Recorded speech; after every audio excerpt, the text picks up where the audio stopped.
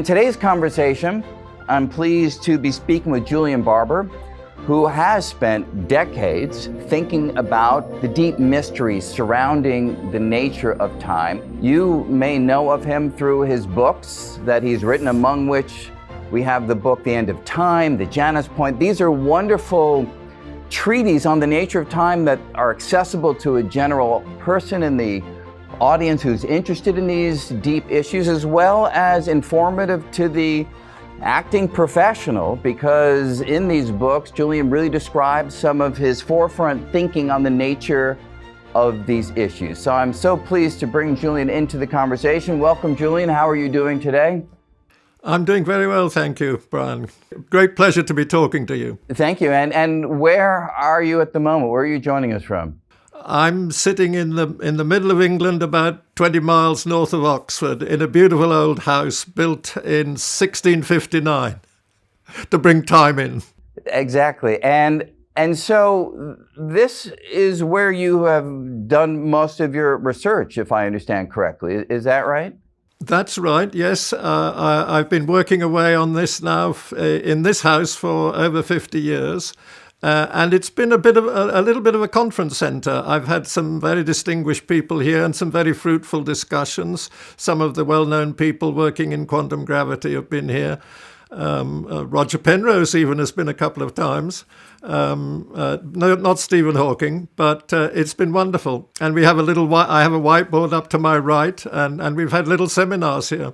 Yeah, it's beautiful. I went to graduate school at Oxford, so I know that environment well. And before we get into our deep conversation about your work and the nature of time, your own trajectory within the course of physics and thinking about these ideas, where did you go to school, and what was the trajectory that took you to this beautiful farmhouse? Oh, that's a fabulous bit of luck, all told. So at about the age of 10, I was blown away by discovering astronomy. And from the age of 10, I wanted to be an astrophysicist. That took me to study mathematics at Cambridge. Then I started an astrophysics doctorate in Munich, in Germany. But I'd gone there for a year, first of all, to learn Russian and German, because I wanted to read Pushkin in Russian. Extraordinary. And there I started on this astrophysics PhD. But then, quite by chance, I read about the one Popular Science article that the great quantum physicist Paul Dirac had written in the Scientific American in May 1963, in which he had questioned whether four-dimensional symmetry is a fundamental feature of the physical world. He'd come to that conclusion from studying the dynamical structure of general relativity as a dynamical theory, not as a space-time theory, and that had led him to this amazing conclusion. And I read this, and then I suddenly said to myself, well, what is time? And I've never stopped since then. And at about the same time, I started reading and learning about Ernst Mach's ideas about the relativity of motion, and also Mach's statement where he said, it's utterly impossible to measure the changes of things by time. Quite the contrary, time is an abstraction at which we arrive by means of the changes of things. And in fact, my first scientific paper was giving mathematical expression to that idea. And then I had thought I would get a position at a university in this country in Britain, after I'd got my doctorate. But I talked to a well-known relativist, Felix Pirani, and said, what's it like being an academic? He said, well, if you're confident you can do three things, go for it. And the three things are the administration, giving the lectures, and producing one or two good theory papers a year. And when he said that, I knew I couldn't possibly do that, because I was wanting to think about these really deep problems. What is time? What is motion? What is space? And there was no way I was going to produce one or two papers a year. So by that, purely by chance, I'd read an advertisement in Nature for people who knew Russian, science, and English, could produce English, to translate Russian scientific journals. So they sent me a couple of trial things, and they said, you can have as much work as you like. So for 28 years, I earned my living by translating Russian scientific journals. But meanwhile, that gave me about a third to a quarter of my time to do what I wanted, complete freedom. So then it was actually 5 or 6 years before my first paper got published. But then it was in Nature, and it attracted quite a lot of interest and eventually led to a wonderfully fruitful collaboration with a very good Italian theorist, Bruno Bertotti. Well, that's an extraordinary story. I mean, it's interesting, the 3 criteria that you laid out, the administrative, giving the lectures and producing the papers. I thought you were going to say, I couldn't bear doing the administrative or giving the lectures, which for many of us is something that we try to steer away from. But that's an extraordinarily wonderful story that has given you the freedom to not have to worry about, I guess, writing grants and trying to, feed the academic beast, which of course is part of what we as, in the traditional academy have to do. So that's quite wonderful. You mentioned a number of things in your inspiration, Dirac and Mach. Mach certainly is a thinker who's had a profound impact on many of us thinking about physics. Einstein himself, of course, was influenced by Mach's thinking. We're going to get into the details, but from 30,000 feet, where do you stand on the nature of time? I mean, was Minkowski correct in, say, reformulating Einstein's special relativity in this space-time arena, which was not the original context that Einstein used to frame his ideas? Was that the right move, or was that a misleading move? I would say it's right and wrong.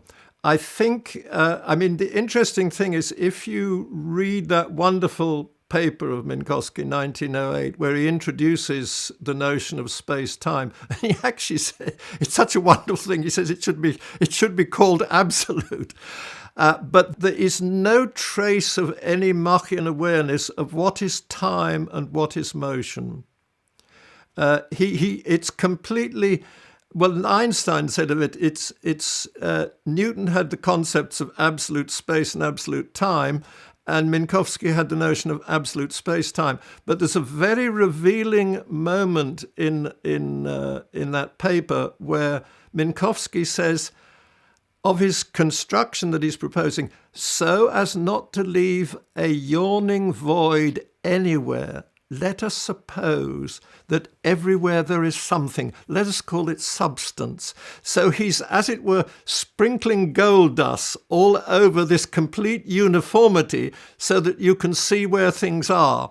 And with respect, it's a monstrous lie. That's not the way the world works. And to bring in my other great hero who's influenced me hugely, which is Leibniz.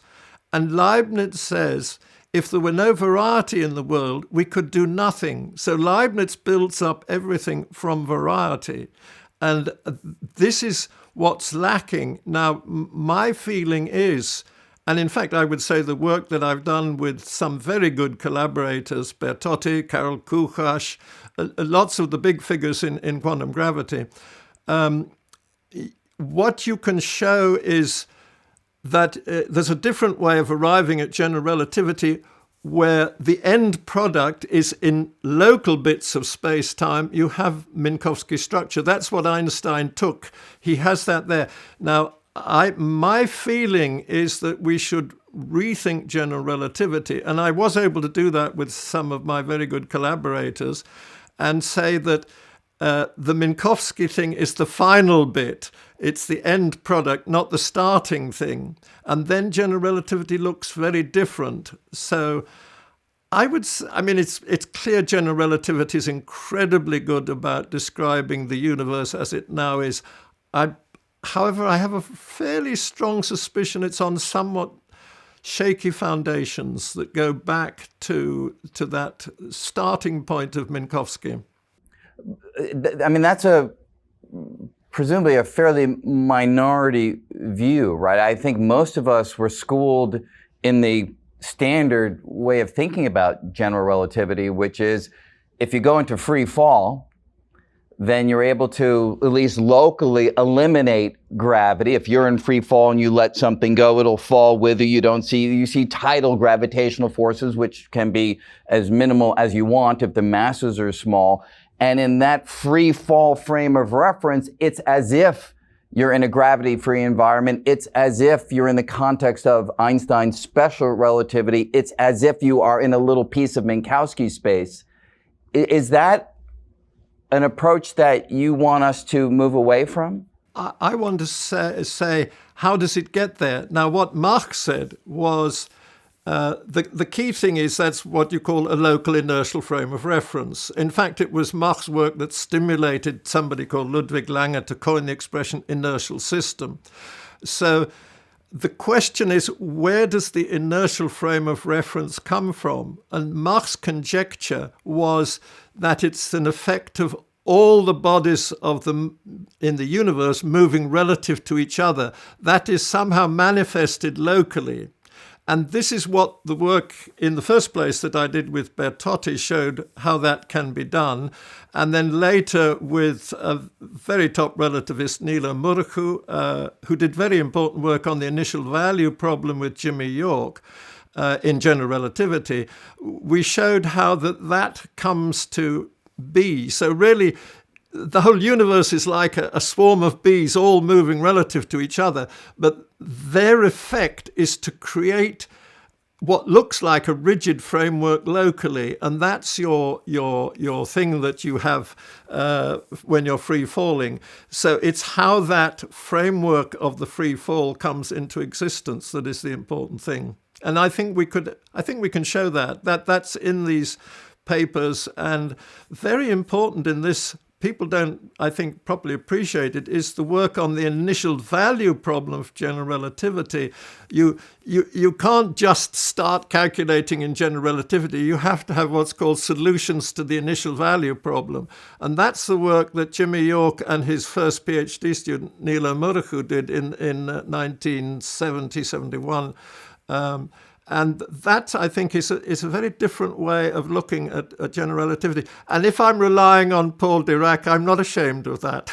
And so just going back to Mach's perspective for a moment, I think many in our audience would be familiar with the thought experiment, say, of Newton's bucket, right? Newton himself described how, if you have a bucket of water and you spin it, the water begins to climb up the sides of the bucket. It's very familiar. Another version of it, which is perhaps simpler to think about, if you have two masses connected by a string, and as they start to spin around their common center, the string will pull taut. And a question that Mach asked was, why does it pull taut? And his answer, as you made reference to in a slightly different context, is it's the fact that there's all this mass out there in the universe, and the spinning motion is relative to that mass that's out there. But that suggests that if you were to have a completely empty universe and something were to spin around the bucket or the masses, the water wouldn't climb up the side. The masses wouldn't pull taut because there'd be nothing with respect to which they would be spinning. And so where do you come down on that question? Einstein, at least in my reading of the general theory of relativity, and I think it's a fairly commonplace one, would say that space-time is enough of a thing to set that reference. And so the water would climb up the bucket, spinning around in an otherwise empty universe. The masses would pull taut in an otherwise empty universe. That's kind of an anti-Machian idea that comes out of general relativity. Does your reformulation give a different intuition or a different answer for that? I think it might. Let me say one thing about Einstein. I always say he deserves 6 or 7 Nobel Prizes, but when it comes to actually what he said about Mach, I think he made a complete and utter mess. He kept on changing. I mean, all through his life, he was changing his views on that. And at the end of his life, now, first of all, he'd spent 6 or 7 years of the best years of his life trying to implement Mach's ideas. At the end of his life, he just said it was completely wrong. A moment's thought would show that it was irrelevant once field theory had come in. I think that was all completely wrong, but that in no way takes from Einstein's greatness. But to come back to how you should think about it when there's nothing there, I explain things as best I can using the idea of point particles in space, because there you can see the issues most clearly. So the way I like to illustrate it is with the simplest universe you could possibly imagine would be of 3 particles. So they would be at the vertices of this triangle. And then they would move relative to each other. And that would be everything that there is. So at a different instant of time, the triangle would have a different shape. It would be like that, and they would move there. Now, what you can do, you can develop a Machian theory which shows how those separations between the particles, or really only the ratios, how the shape changes. So when I showed you that triangle, it appears to have a size, but that's relative to my head and so forth like that. If the triangle itself, if the triangle is aware of itself, all it can be aware of is its relative thing. So the particle here can sort of see what the angle is looking to the other things. It's only the angles that are visible to the triangle within itself. So you should think in terms of shapes. So it's now about 25 years ago, I coined the expression shape dynamics.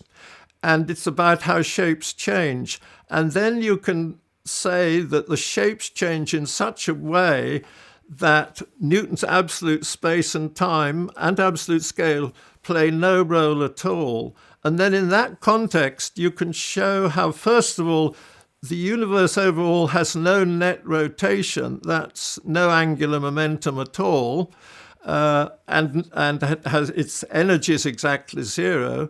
But then you can show how locally things behave. So you can exactly recover. This was in my paper in 1982 with Bruno Bertotti, which Roger Penrose communicated to the Proceedings of the Royal Society, showing how you could have all of the particles in the universe moving relative to each other, but then that would create local frames of reference in which the bucket would spin and the water would go up the sides of the wall of the bucket. So all of that, I would say, is pretty clear. So I think one should think about reformulating general relativity. But it's still a wonderful theory. I mean, nobody can doubt it. My guess is that it's definitely very good now in the present epoch of the universe. It may be either wrong or misunderstood near the Big Bang, and I think we'll probably be able to come on to that, how we might think about it in a different way near the Big Bang. Yes, well, I think many of us who've worked on quantum gravity, whether it's string theoretic approach or loop quantum gravity, I think many of us have come to a similar conclusion that in extreme environments like near the Big Bang or near the singularity of a black hole, it's likely that general relativity needs to be modified in some way. And I'd love to come back to that, but I want to stay simple first. So in your example of the 3 particles as a toy universe in which you can begin to develop from first principles some notion of what is the right language, what are the right considerations to talk about space and time, how do you think of time in that setting? I mean, you use the language, at one moment, the particles are in this configuration. At another moment, they're in another configuration. So it seems to be relying on the fairly traditional idea that you can't talk about time without change. But are you imagining that this time is existing outside of those 3 particles, or are those 3 particles in this toy universe, in some sense, generating a notion of time by their relative positions? My position is that instants of time exist. And in the simplest case, an instant of time would be just the shape formed by the three particles. My model universe, three particles, their shape defines an instant of time. At a different instant of time, that shape would be different. And then I would say that it's important to distinguish between those instants of time and what I would call duration is something that we imagine characterizes the difference between them. So I would say duration is the difference between instants, but the instants are the fundamental things. So I think our first ideas are of, imagine looking at the stars in the sky in Arizona at night. A fabulous experience. We see angles between the stars. That's my most basic way of thinking. But then if we look long enough, we can see that the stars have moved. If we stand there for 1,000 years, we will begin to see slight changes in the stars. And I think that's the way we should think about it. Now, what I think Newton did was really introduce a way of thinking about that change, which makes that change seem to unfold in a particularly smooth way. And that's what I think duration is. It's something that we introduce. The fundamental thing are the triangles, or the overall the relative shape of the universe, how that changes. But Newton taught us to describe that in a very wonderful way, which makes it appear particularly uniform. And it's expressed in the conservation of energy, that energy is conserved. But I would say that energy conservation is not really the fundamental thing. That's half of it is put in. Energy has two parts. It has the kinetic energy and it has the potential energy. The potential energy is the reflection of how the particles are relative to each other. That for me is fundamental. That is the rock on which I stand. But then the change of that thing and it's our choice of saying that must happen in a particular way that then creates kinetic energy. So I would say kinetic energy is a human creation to make sense of the universe. And we all agree on the same convention. So we all manage to agree, particularly here on the surface of the Earth, that energy is conserved because it's all governed by the total law of the whole universe. That's how I see it. Sure. Now, Newton, just to sort of get his program off the ground, needed to articulate the starting point. And certainly in the Principia, he talks about a definition, so to speak, of space and a definition, so to speak, of time. But when you parse out the language, roughly speaking, all Newton really said was, there is this arena called space, I'm just going to assume that it's there, and there is this thing called time, which seems to flow, I think his language was equably, in equal increments from moment to moment. But when you try to parse out what that really means, it's hard to feel that it's any more than just a dictate, by fiat. There is this thing called space, there is this thing called time. Can we do better than that? Could Newton have done better than that? Yes, and interestingly, he was very close to it because let me just briefly say how I would say time and clocks developed. So, there were, in the time of the ancient Greeks, there were water clocks and things like that, and sand clocks and all that like that. But the key thing is the laws of planetary motion could never have been discovered if it weren't for the existence of what we now recognize, what was then eventually recognized to be a fabulous clock, which is the rotation of the Earth or the rotation of the stars. So that defines what's called sidereal time, the time that the stars tell. And the great Greek ancient astronomers Hipparchus and Ptolemy, they made their observations and then they were dated by the time. And then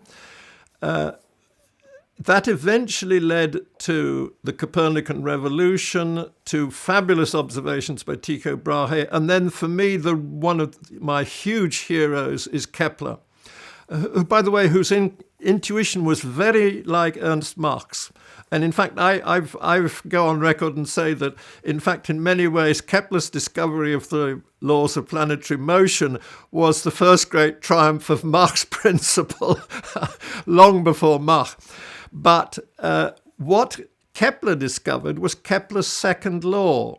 What Kepler of the planets, that the planets in their motion around the sun sweep out equal areas in equal times.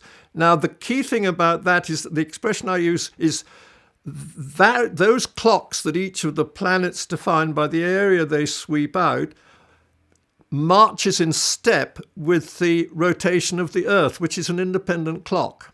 So I say that you can't say that one clock is a good clock. You say that a collection of clocks are good if they all keep the same time.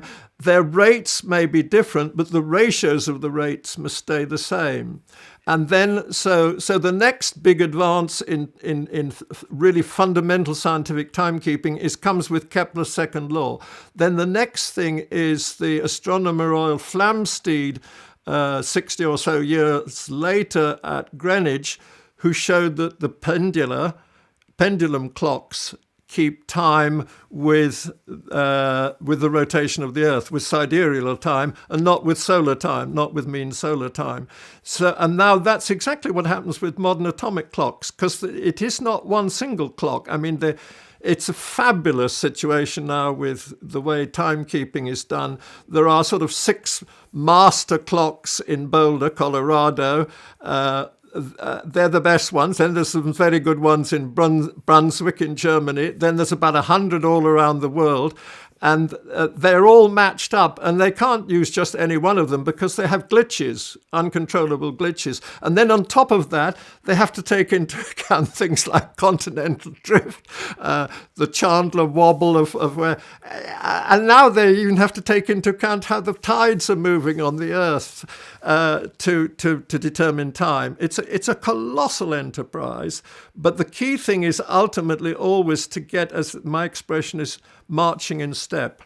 It is a wonderful story. And I mean, the most modern timepieces, these atomic clocks, I think some of them are based on cesium-133, the vibrational modes, gives you this cyclical process. The pendula swinging is a cyclical process. The motion of the planets is a cyclical process. So we have found that by finding ever more stable cyclical motion, we can have ever better clocks.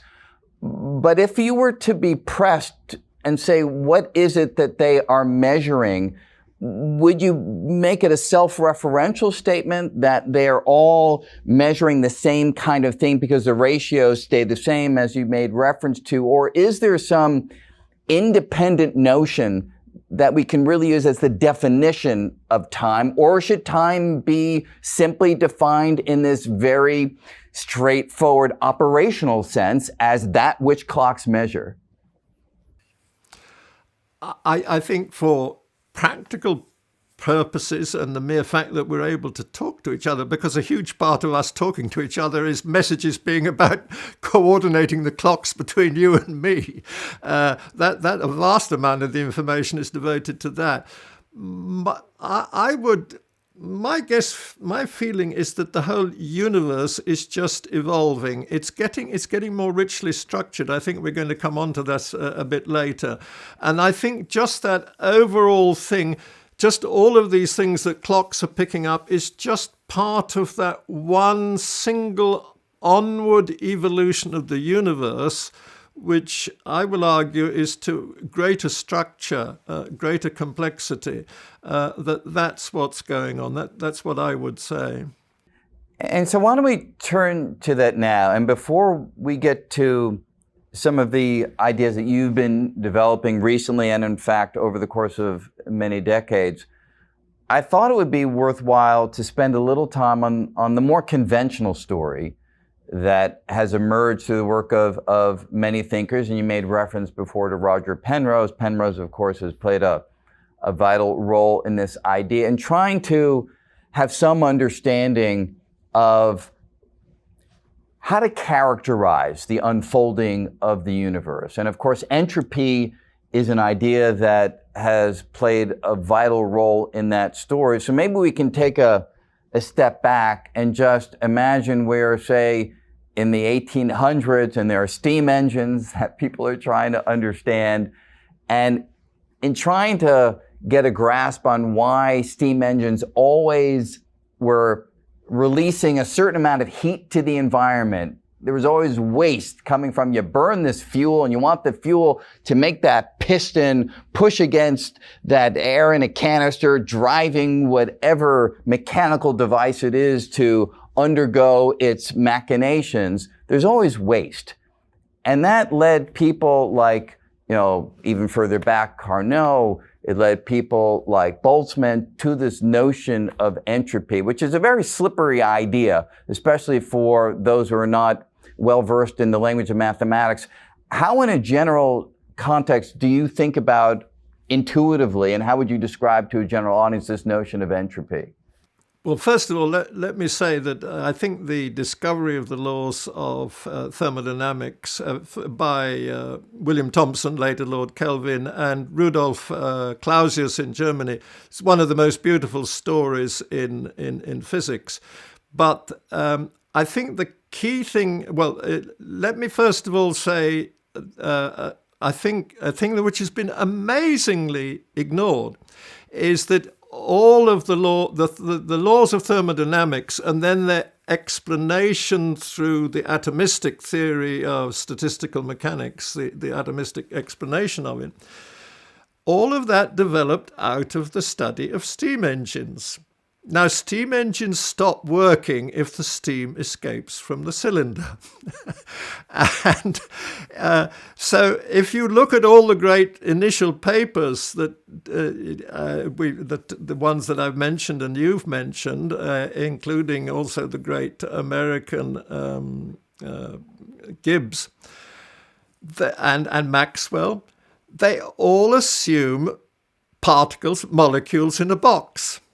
So the typical situation describing entropy, you can think of it as if you've got a box with air, and you start off with a little cube of ice in the bottom corner of the box. And that ice in a crystal lattice is very highly structured. And there are water molecules in the air all floating around. Bit by bit, the ice melts, becomes water, and then the water evaporates, and then all of its water molecules are spread around the thing. And that's an irreversible process. Now, technically, if you could stop all the particles and exactly reverse their motions, they would go back to that block of ice, that little cube of ice, but that never happens. And that process is from a highly ordered state, you've gone to a highly disordered state. So this is basically what people say is the growth of entropy. And there's no doubt that that's correct. And I mean, the things that have come out of the study of entropy and thermodynamics and statistical mechanics are just wonderful. It goes on, and it's still going on, marvelous discoveries. Perhaps the most incredible of all was the discovery of the first quantum effects by Max Planck, based on trying to make sense of these processes with radiation. I think there's only one person before me, if I may boast about it, who said, what happens if the box is not there? And if, say, these particles are interacting through gravity? Now, the one person who did question that was Ludwig Boltzmann in 1896, when he was involved in a very famous debate with the German Zermelo, who later became a great logician, about explaining the second law of thermodynamics. And Zermelo was relying very heavily on a famous theorem that Poincaré had proved just a few years earlier, the recurrence theorem, which, if you have a dynamical system like that in a box, if you wait long enough, it will come back arbitrarily close to any position it was in a previous. So Melo said, I want the second law of thermodynamics to say entropy must always increase. But in this situation, it's clear it will go back again. And it's more or less just a footnote from Boltzmann, who says, are we so sure that the universe is in a box and satisfies the recurrence principle?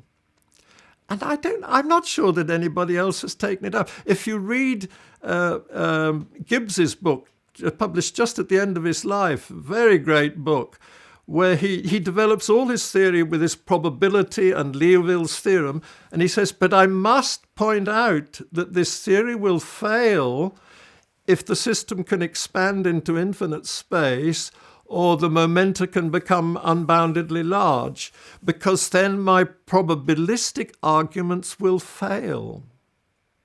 But he doesn't say what could go then. Now, Einstein said that the only physical theory which he was convinced would never be overthrown within the domain of applicability of its basic concepts is thermodynamics.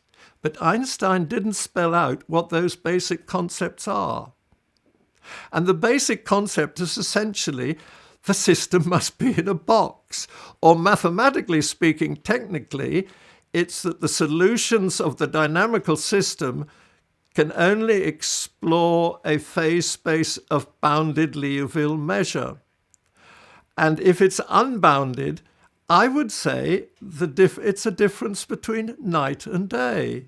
Before we get there, because that is a key point, but I just want to make sure that we cover the more conventional system a little bit more fully, just to tie it into our theme on the nature of time. So if we are in a bounded system like a box, as you have described things, if you start in an ordered state, it's quite clear that over time, the system overwhelmingly is likely to go to a more disordered state. So you had the ordered ice in a nice crystal lattice, and over time, those molecules, they melt, they fill up the box, and it's a more disordered environment. Now, you're also saying that transformation from order to disorder, from low entropy to higher entropy, it's a tendency, even in that setup. It's not an ironclad law because, as you made reference, there are those who show that if you wait long enough, the system, through its random motion, will find its way back arbitrarily close to the ordered state that it began with. So it's a statistical statement. The second law of thermodynamics, even in this constrained setup, is a statistical statement. It's overwhelmingly likely to go from order to disorder, but you wait long enough, and highly unlikely, intuitively unlikely things will happen. The system can find its way back arbitrarily close to beginning. So in that bounded setup, we seem to have at least some semblance of a notion of time having a direction. It tends to go from order to disorder. Now, again, we're going to then move in a moment to the more general situation where we're not in a box. But even in that more constrained setup, this seems to be progress. It seems to give us some sense of an understanding of why there is an orientation to time, order toward disorder. But as people like Roger Penrose pointed out, and maybe you did too, there's a presupposition in there that there is some initial state of order from which we can then degrade toward disorder. So it does raise the question of where did the original order come from? And this led people to suggest a new principle of physics called the past hypothesis, that for some reason that we don't understand, things began in an ordered state near the Big Bang, and we have been living through the degradation of that ordered state ever since. Is that a compelling set of words to you for how we can have an arrow of time come in a cosmological setting? Or are you going to ask us to slide that to the side in favor of ideas that you have developed? Yes, I am. In fact, I would say it's perfectly all right for me living in this lovely house where I am. I'm slowly degrading, and I will move next door into the churchyard. It's very beautiful, but I would say it's completely the wrong way to think about the universe. I think I think well. Nothing is ever certain in science, so this is just my conviction, but I think it's quite persuasive. And I just go to the oldest dynamical theory which exists, which is Isaac Newton's theory of universal gravitation. And there, if the energy, this has been known since 1772, if the energy is non-negative, so the energy is either zero, which is the one that Mach would like, and I do like, and then the system, well, there's two possibilities. The most common one, if the energy is zero or it's positive, is that in the infinite Newtonian past, the size of the system will be infinitely great. It will come down to a finite size and then go up again to an infinitely great size. And that size is measured by a ruler outside the universe. But that already defines two bidirectional arrows of time going either way from that point of minimum size. So if I were God looking at this happening from outside and I had my ruler to measure it, I would see those arrows of time. And they are there by Newton's laws. There's no special past hypothesis has to go in. That point of minimum size, which is what I call the Janus point, is there an immediate consequence of Newton's laws. It's a two-line proof out of Newton's laws. It's Newton's second law and the fact that the gravitational potential, it has a property called homogeneity of degree -1, and it's negative definite. So it's a two-line proof. And it was already known in 1772. But now what is much more interesting is if you were inside that universe and you could look at its shape, what its shape is, and the shape is most uniform at that Janus point, and as it goes away from it in both directions, the shape gets more structured. Clusters form, and those clusters, particularly you get Kepler pairs forming. That's two particles going around each other in Keplerian orbits. And as they do, all of these ones, they start marching in step. Each Kepler pair becomes a rod, clock, and compass all in one. And they all are marching in step, becoming synchronized with each other in a most fantastic growth of order. So but just so I understand, but Julian, just so I understand, so you're saying these Keplerian pairs, which are just two particles orbiting around each other, in essence become a clock because it's cyclic motion, in essence become a rod because there's some specific separation between them. That's the major, the length of the major axis, and that gives you a compass as well because you've got a direction that's picked compass out. as well, yeah. So you're saying that it's a general property of just classical. We're talking classical Newtonian physics here, and the usual classical Newtonian gravitational pull between mutual massive objects.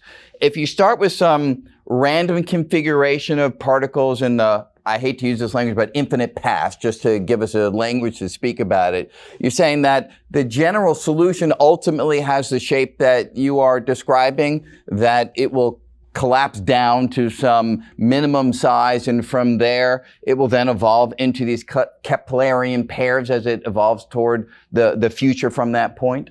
Yes, every solution, well, it's not quite every solution because there are even more interesting ones which we'll come to. But basically, so you can imagine there's a Newtonian timeline, and the direction in the timeline is completely nominal. So you can say that's going forward or that's going forward. But in the middle, there's a situation where the particles are like a swarm of bees. And in both directions away from it, all of this fantastic structure emerges. And that is just comes straight out of Newton's laws. It's nothing whatever to do with anybody putting in a special past hypothesis or anything like that. But is that different? I mean, Boltzmann, of course, had this idea that you start with, gas in a box, and it's got random motion. And if you wait long enough, through sort of the recurrence ideas as well, but any configuration will be sampled if you wait long enough. If you wait long enough, those particles can have an entropically decreasing evolution, get to a low entropy state, and from there, you can then unfold to a higher entropy state toward the future where there can be structure and root to that high entropy future. Is this an example of that, or is this somehow distinct from that Boltzmannian idea? No, it's completely different. That effect there, Brian, when you have the this entropy, normally it's tiny fluctuations that happen. You have to wait immense time. But except for those very brief moments when you would get a big fluctuations, the situation is always like a swarm of bees. The swarm of bees in Newtonian theory is just at that one point there. There's only one swarm of bees in the thing like that, and in both directions away from it. So it's a completely different picture. It's completely and utterly different. And this was first pointed out in this paper by myself and my two collaborators, Tim Kozlowski and Flavio Mercati, published in 2014 in Physical Review Letters. And they were so worried about it, they sent it to 5 referees. And what was the worry? What was the worry then? I mean, it's an unfamiliar way of framing things, but yeah. Because we were overturning a dogma of 170 years. Saying there's no, basically, for 170 years, people had thought there was no explanation for the arrow of time. And we were showing, at least in Newtonian theory, that there is an arrow of time, comes out of the oldest known theory of dynamical theory. So it's a time-symmetric configuration in the sense that from this minimum size, the evolution that way or that way looks very similar. So you sort of have time symmetry in aggregate, but if you, I gather, are an observer on one side of the growth or the other, your world appears to have an arrow of time because you're not really aware of the overall picture. Is that a way of describing it? That's at that stage, and that's the stage we got to 10 years ago. Now, as I was writing the Janus point, I became much more interested in the very special, there are very special solutions which are much more remarkable. Now, these have been known about for about 130 years. They're called total collision solutions. Now, there are Newtonian solutions where you have the shape that the particles form is changing, but then they're very special, and it can happen that all the particles come together in a very special way and they all collide at once at the center of mass, and that's called a total collision. And there's a very special shape there. And then if you time reverse that, that's a Newtonian Big Bang. And then instead of having this Janus point situation, you have a very special situation at the start of that. And then it's like half of those Janus point things. So you start with a very special state, and then again all these Kepler pairs unform, and that is, I'm really only getting clear on this. I would say, so Newton, when he created dynamics, he introduced the concept of absolute space and absolute time. And with absolute space comes the notion of absolute scale. So then what I'm now arguing is, I'm now going to say that Newton got two things absolutely right. His second law of motion and the gravitational force law. But he introduced extra structure, which was like putting, well, let me say it was like putting angels in a prison. Absolute space and time and scale, so that the universe couldn't do what it wants to do. And so I say, let's look at all the solutions that Newton's theory allows, but throw away all of those which are contaminated or have been put in prison by his absolute space, time, and scale. And then what is left is just these very special solutions, no other solutions than these ones that start. They are actually maximally oriented. They are remarkably like a past hypothesis because they're very, very uniform. They're not perfectly uniform. There are always some non-uniformities in them. And then they go off in a very special way. And basically, they will start more or less in thermal equilibrium, but nevertheless following a very particular course. And then they will go on. And I think this is potentially very, very interesting. And it's, I would say there's miraculous things in Newtonian theory which are only now coming to light. And so would it be a way of summarizing it, whereas the conventional story that many of us have been telling requires that we make this assumption of the so-called past hypothesis, and again, just so the audience is completely aware of what the terminology means, that is the assumption that in the distant past, we were in a state of high order, very low entropy, allowing us to then degrade to higher entropy as we head toward the future. You would want to say that you don't really need to make that assumption per se because it's a natural dynamical consequence, at least in Newtonian theory, that you would find yourself in that state. And then from there, things would degrade to higher disorder from that point. Is that a reasonable summary? No. There would be no degradation. It would just be getting ever better ordered all the way. It would be, the universe would start with, I would make the distinction between uniformity and structure or variety.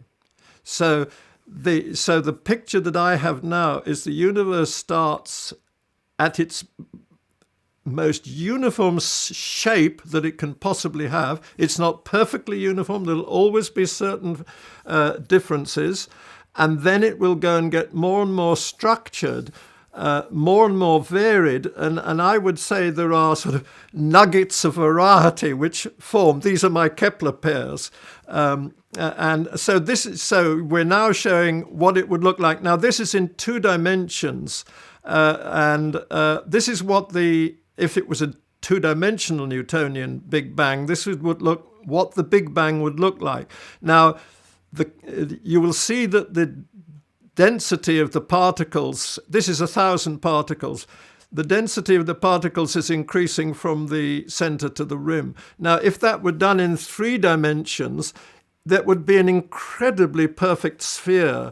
It wouldn't be completely uniform, but it would be a very uniform density with a perfect spherical rim.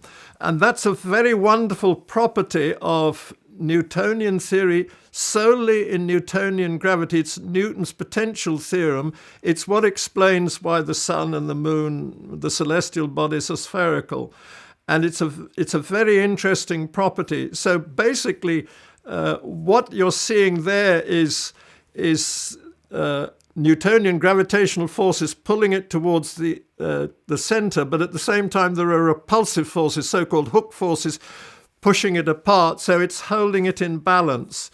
But then those hook forces aren't really there, so the Newtonian theory, they would collapse.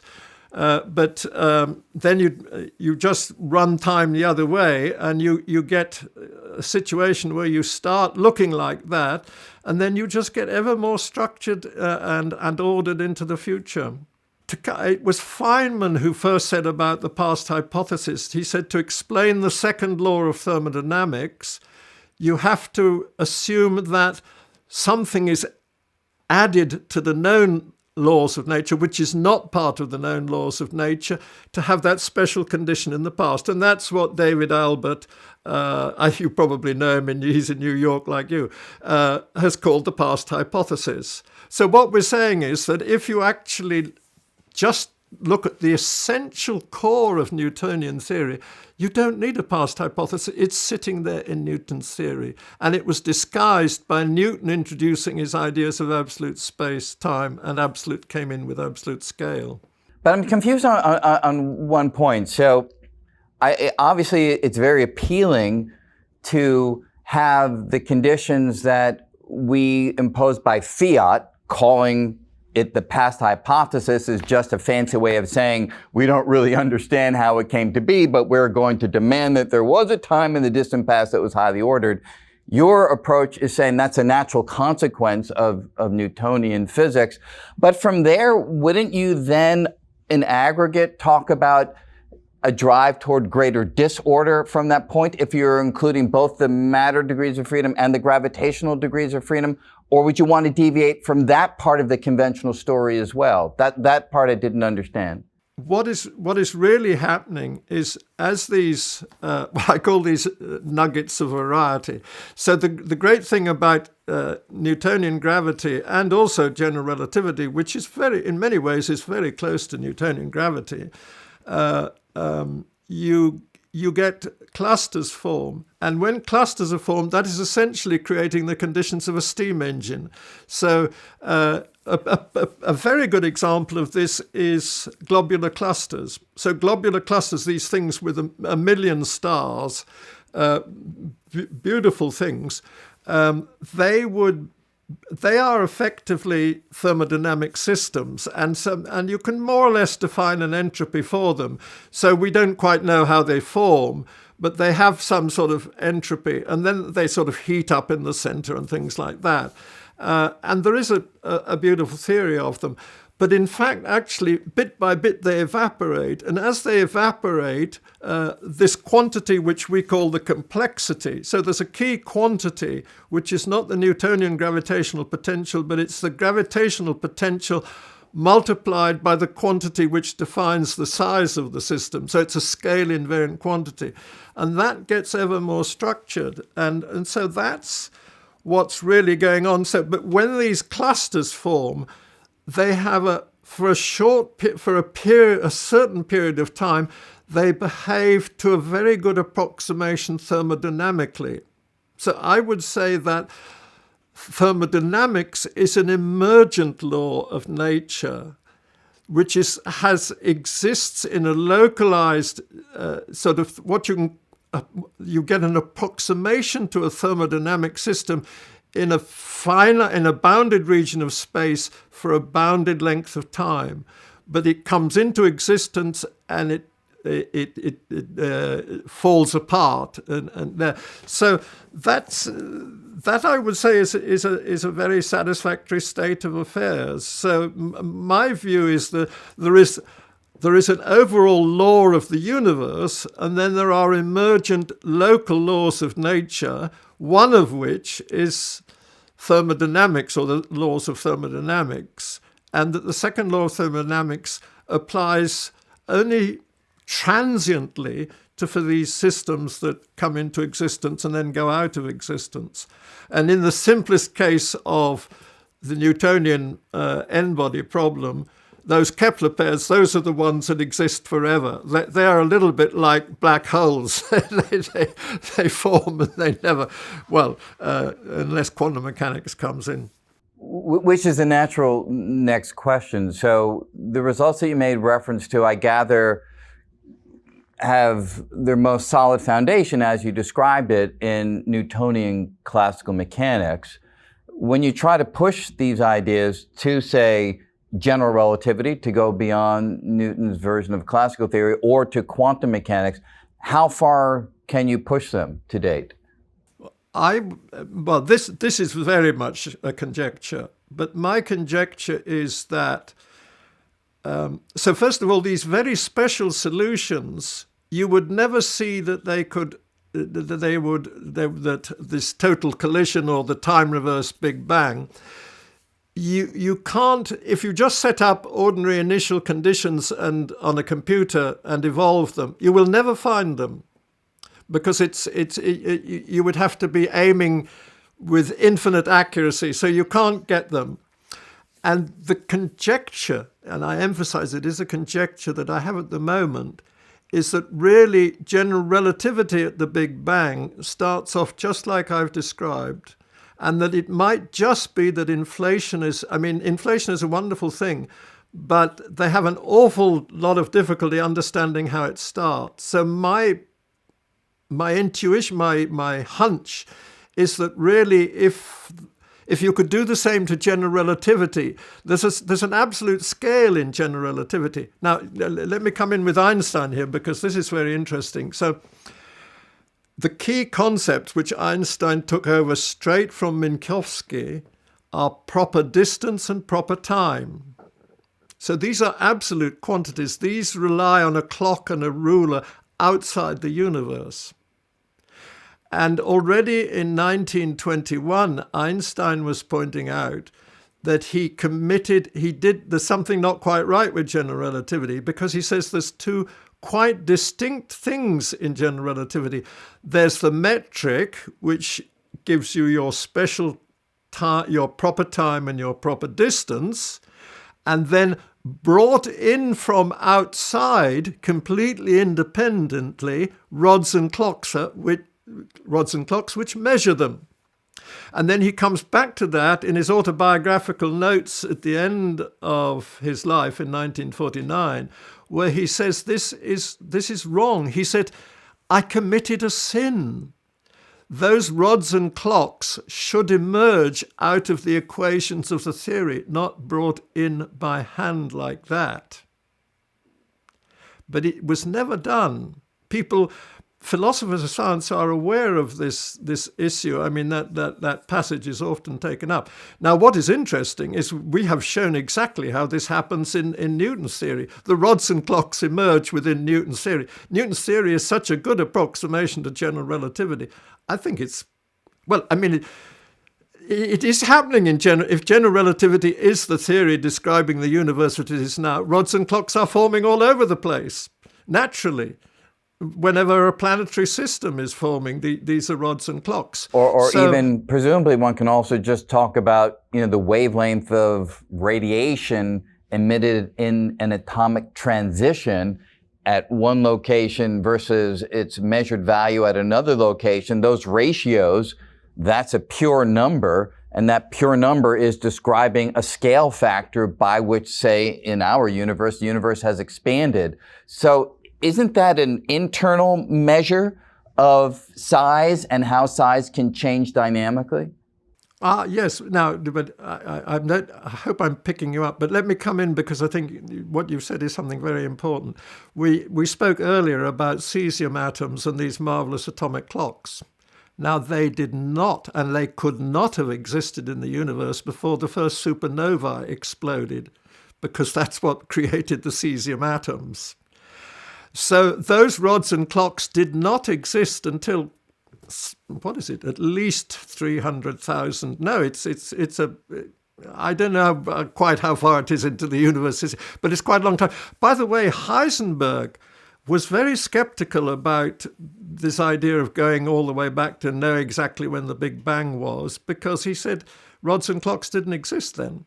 So that's pretty, I think one really should think about that. So I come back to say, and you can see this happening in the Newtonian theory, those rods and clocks do not exist until the Kepler pairs are formed. But Julian, just want to push it a little bit further. I mean, once you have quantum mechanics as part of your fundamental description, as well as, say, the general theory of relativity, you can build this length called the Planck length out of the fundamental constants. And that seems to be a fundamental rod that comes intrinsically out of the theory against which all other lengths can be compared.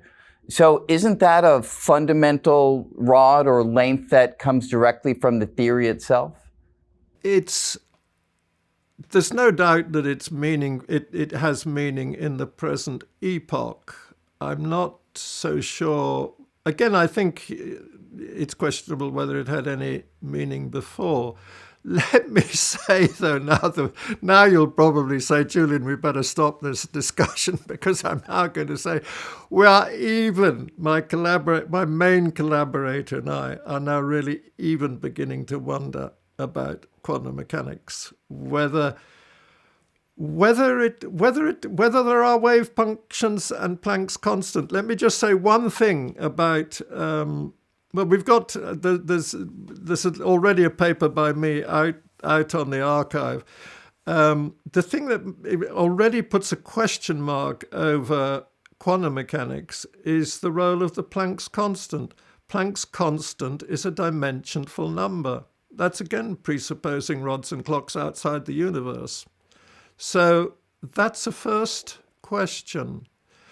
And perhaps we could let me say what now. So I've obviously been thinking about these things. Now, you will know about the famous problem of time in general in quantum gravity. So like Wheeler-DeWitt, like Wheeler-DeWitt equation. The Wheeler-DeWitt equation. Okay. Bryce DeWitt wrote down what is now called the Wheeler-DeWitt equation, which is still used and discussed a great deal.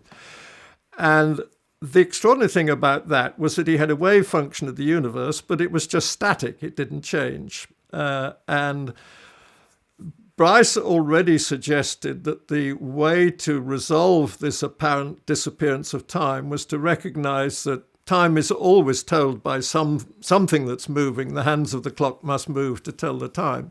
So he said we take 1 degree of freedom, 1 motion in the universe, and we say that is telling time, and then we see how the other degrees of freedom are changing relative to the one we've chosen to be the clock, and that's called an internal time.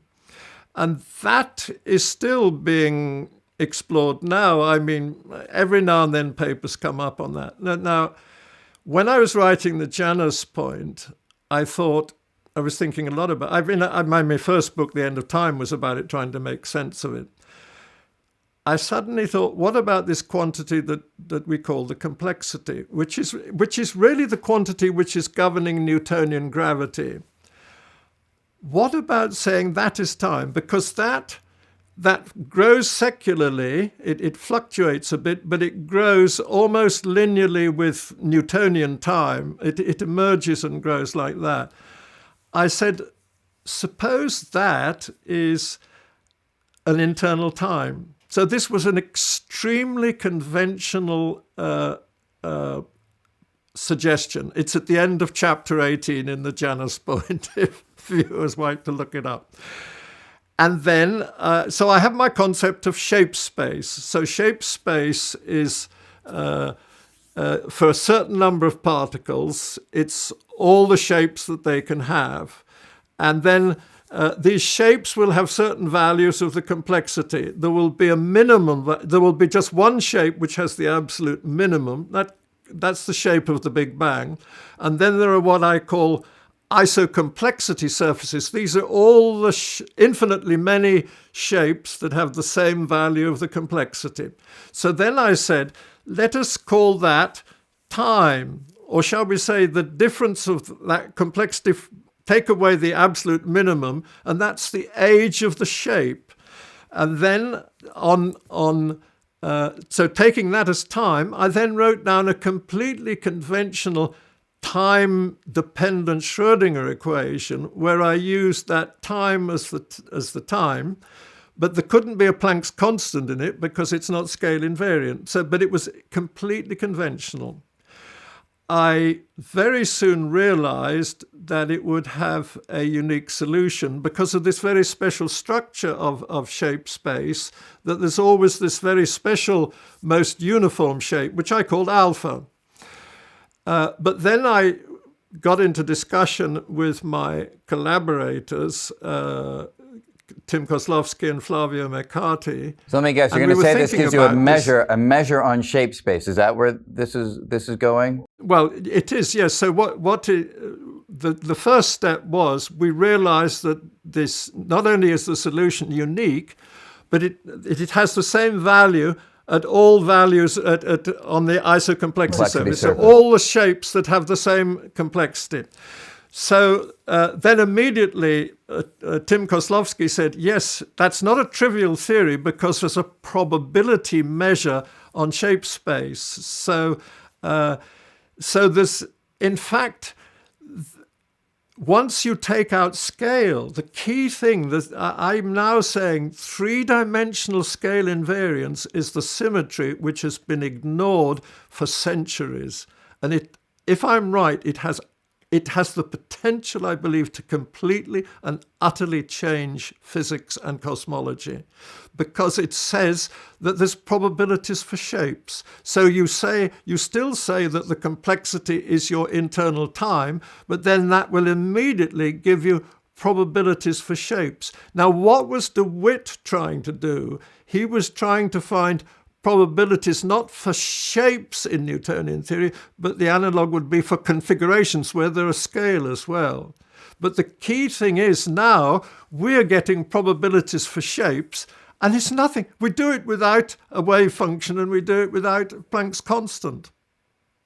And it's sitting there like a Born density. It's marvelous.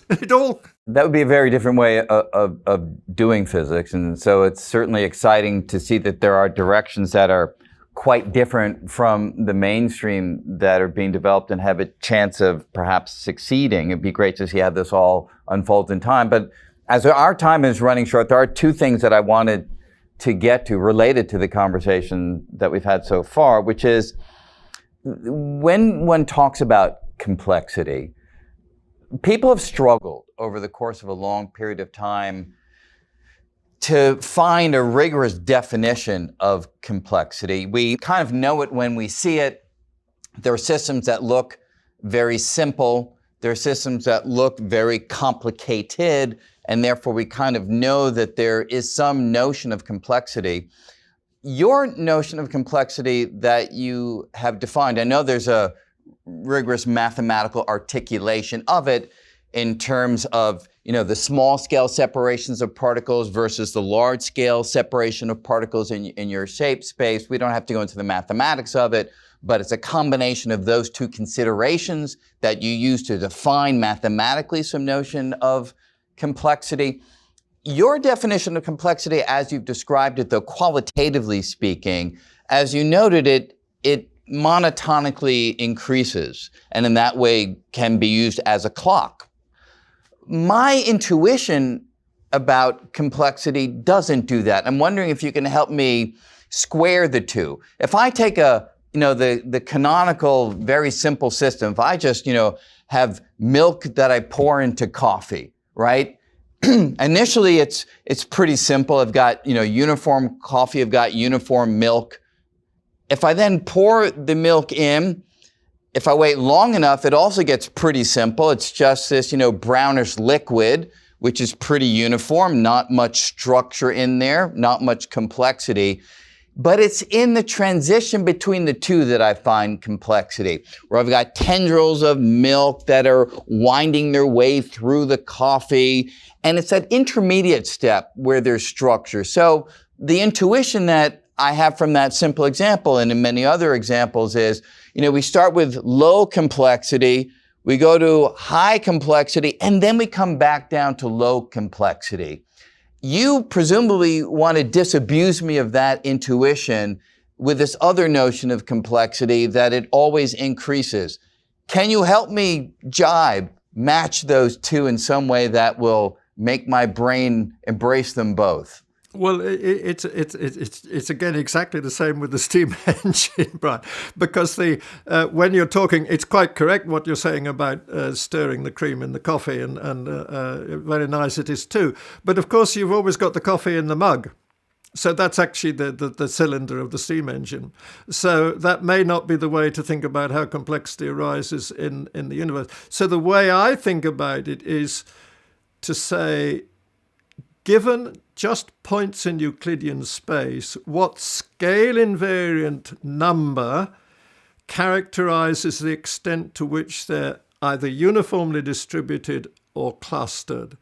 And that number, if it's to be scale invariant, it must be a ratio of two lengths, and it must take them into account all on an equal footing. And there's really only the two simplest sensible candidates are what are called the root mean square length. That's the quantity which measures the size of the Newtonian system. And the other one is the mean harmonic length, which very interestingly is the inverse of the Newton gravitational potential. So you take the ratio of those, and so the mean harmonic length, the mean root mean square length is the average of the long sizes, and the mean harmonic length is the average of the short sizes. So you've got the long divided by the short, and that is what I call our complexity, and it's extraordinarily interesting quantity. Now, amazingly, that is the essential, irreducible core of Newton's theory of universal gravitation. If that isn't striking, I don't know what is. And Leibniz, I already said, Leibniz says that if there's no variety in the world, you can't say nothing. So just define variety in terms of points in space, and you've got the absolute essence of Newtonian universal gravity. And so what does the far, far future of the universe look like to you? I mean, most of us, especially taking into account modern cosmology, let's assume that there is some dark energy, as the observations at least seem to suggest. We imagine the far future of the universe. Black holes have evaporated through the Hawking process. Stars have long since either been swallowed up by black holes or they've disintegrated. We just have a bath of particles wafting through this ever-expanding universe. Is that the vision of the future that you have as well? No. Well, first of all, let me really say well, everything I've said is conjectural. Of course, everything in science is conjecture. It can always be overthrown. The key thing is, what sounds so horrendous with this accelerated expansion of the universe going on forever is that everything gets diluted because it's spread out. But then you're forgetting scale invariance. So it's really the shape that counts. So the dilution has no meaning at all in this context. So it's really the structure that forms. So the cosmic web now is a better way to think about it. But you just imagine that you could either blow up the cosmic web but leave all the structure. The key thing is the structure. So my conjecture is that there isn't a heat death in the future, but that the universe gets ever more structured and potentially ever more interesting. That's a very big guess, very big hope. But yeah. I would say, if it's right, this is going to get rid of... the discovery of thermodynamics cast a pall over the whole of this thinking with the notion of heat death. The heat death was coined within 2 or 3 years of the discovery of the laws of thermodynamics. I would say we may be able to change that. I think at the very least, I hope people will start questioning these things, because I say it is staggering that people just didn't ask these questions before. So are we in a box? Is that the right way to think about it? What are the implications of three-dimensional symmetry, three-dimensional scale invariance? They're very, very far-reaching, and they do play a very important... a generalization of it to three-dimensional conformal invariance is very important in general relativity. Not four-dimensional, but three-dimensional. That's in that work of York and Amurako on the initial value problem in general relativity. Right. And again, just for the audience, the idea of scale invariance is an idea that many people have thought about. There are reasons to suspect that it's not a fundamental symmetry of the universe at all times. There are scales in the universe. Roger Penrose recently has argued that, near the Big Bang and say near the heat death, we just might have scale invariance emerging anew, which has allowed him to come up with his conformal cyclic cosmology. I don't know if you have any thoughts about that, but it's not at all clear that scale invariance should be a fundamental symmetry at all times throughout our three-dimensional universe, right? That too is part of the conjectural assumption from which your work emerges. Yeah. Well, all I would say, I have discussed these things with Roger several times, and we're not going to agree. But as I say, it's conjecture what I'm putting forward, but I'm certainly very confident that certain really key issues have been monumentally ignored through the history of physics. And I just hope people will take them seriously, and let's see what comes out of it at the end. Critical in this is also how infinity comes into it. I mean, there's a paper on complexity that I and a couple of collaborators will be submitting to the archive in a journal fairly soon, where I start developing ideas about infinitely many particles. The Newtonian n-body problem always has a finite number of particles, but I am beginning to see ways to make infinitely many particles, and that rather nicely does begin to match up with modern cosmology, with the idea of an infinite flat universe, three-dimensionally flat universe. So there's hope there. It sounds quite exciting. But it's... Before we wrap up, I did want to spend just a couple minutes on one final topic, perhaps a little bit less technical and more sort of human in its question, which is, we started out with your notion of shape space, that particles at a given instant have one or another relative configuration to each other. Of course, you gave the simple example of a three-particle universe just as a toy model so that we could all wrap our heads around it. We can extrapolate that, of course, to the world around us. I mean, every moment we are aware of a configuration of particles in the world around us, and you consider those to be little, I guess the language that you have used in some of your books is time capsules, a moment in time, a moment in time. And yet somehow our human experience is not discrete moments. Our human experience ties those all together into some continuous evolution. And people have worried for a long time, where does that experience of this flow of time come from? Now, many of us have come to the conclusion, I'm interested in your perspective, that that's a very human phenomenon. It's a very psychological phenomenon. Perhaps there is some reason for it in evolutionary history that our brains have been able to wend these all together into this film from the snapshots. Is there anything more to it than that? I mean, does your work suggest that that is the right way of thinking about it, that the mind just somehow builds the film out of the snapshots, or is there something deeper to it? That's very much, and I think there's something in support of it. So when I wrote The End of Time, I suggested that when we see a kingfisher in flight, what is really in our brain is really sort of, say, 6 or 7 snapshots of the kingfisher, and the brain plays the movie for us. Now, The End of Time was read by a very interesting lady, Kathleen Gray, who got in touch with me. And she was one of these people who, at that stage, did not experience life continuously, but as a series of snapshots. And Really? In fact, so extreme in her case that she would get the snapshots in the wrong order. My so God. she couldn't even cross a road safely because the snapshots were coming. She would see a car going away from her when it was coming towards her. And she was then introduced to Oliver Sacks, who got her medication, which cured her. And at about the same time, I got an email from an American veteran who had the same problem. He'd had an injury, a brain injury, and he too was seeing things as snapshots. And the army said they would do surgery on him, but his mate had said, "Don't let him cut you." So he said he was living with it.